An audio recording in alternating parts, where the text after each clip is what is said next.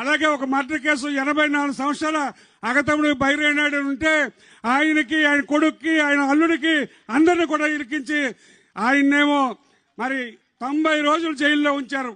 మనం హైకోర్టులోకి వెళ్ళి మళ్ళీ సార్ చెప్పిన తర్వాత మనం బెయిల్ మంజూరు అయింది. అయితే ఇన్ని కష్టాలు పడ్డాం.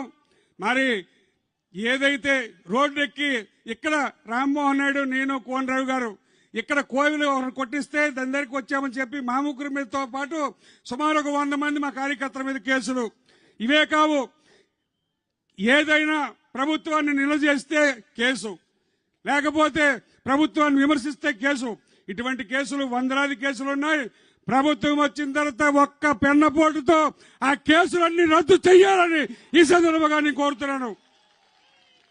అలాగే సార్ మరొక ముఖ్యమైన విషయం, ఈ 5 మండలాల్లో ఉన్న తెలుగుదేశం పార్టీ నాయకులు, కార్యకర్తలు సునిశ్చితంగా పార్టీ గత 5 సంవత్సరాల్లో ఏ పిలిపించిందో ప్రతి ఒక్క కార్యక్రమాన్ని తూచా తప్పకుండా చేసిన ఘనత నా తెలుగుదేశం తమ్ముళ్ళకి, సోదరులకి దక్కుతుంది.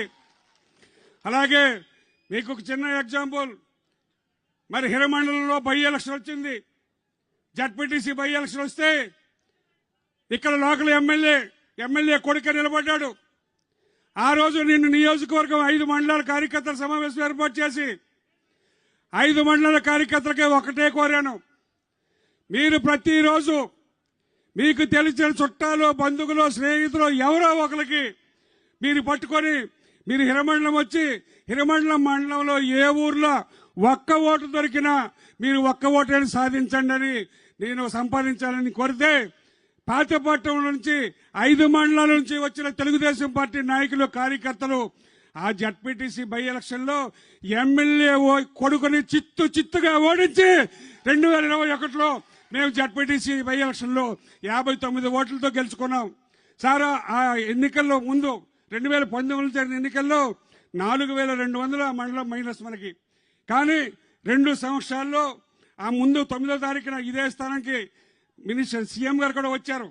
ఆ 11వ తారీఖున జరిగిన ఎన్నికల్లో మన క్యాండిడేట్ ని జడ్పీటీసీ బుచ్చిబాబు గారిని 59 ఓట్లతో మనకు గెలిపించిన కార్యకర్తలు.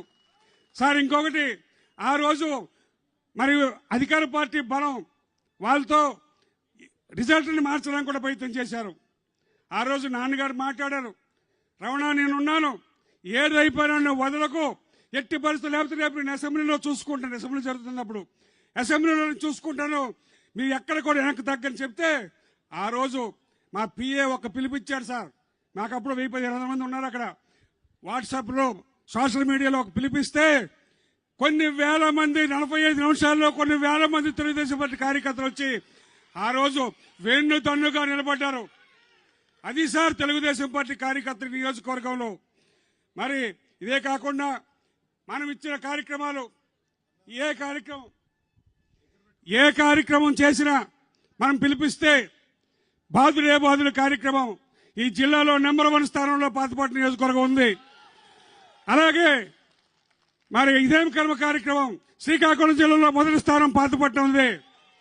అలాగే ఇప్పుడు జరుగుతున్న భవిష్యత్తు గ్యారంటీ బాబు షూరిటీ కార్యక్రమంలో కూడా జోన్లో ఈ 5 జిల్లాల ఉత్తరాంధ్ర జోన్లో జోన్ నెంబర్ 1లో 2వ పొజిషన్లో పాతపట్నం నియోజకవర్గం పెట్టారు.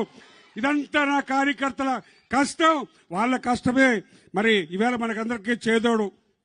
సార్ ఈ కార్యకర్తలకి గత 50 సంవత్సరాలుగా మరి మా కుటుంబాన్ని గత 40 సంవత్సరాలుగా తెలుగుదేశం పార్టీని ఆదరిస్తున్న ఈ కార్యకర్తలకి ఎన్ని పనులు చేసినా నేను కానీ మన పార్టీ కానీ వాళ్ళ రుణం తీర్చుకోలేం. మరి వాళ్ళందరూ కూడా కష్టపడి పనిచేసినందుకు శిరస్సు వంచి వాళ్ళందరికీ పాదాభివందనలు చేస్తున్నాను. మరి ఆంధ్రప్రదేశ్ రాష్ట్రం సస్యశ్యామ కావాలన్నా, మరి రాష్ట్ర ప్రజల భవిష్యత్తు బాగుండాలన్నా మళ్ళీ తెలుగుదేశం జనసేన పార్టీ అధికారంలోకి రావాలి. దానికి తెలుగుదేశం పార్టీ సైనికులందరూ కూడా జనసేన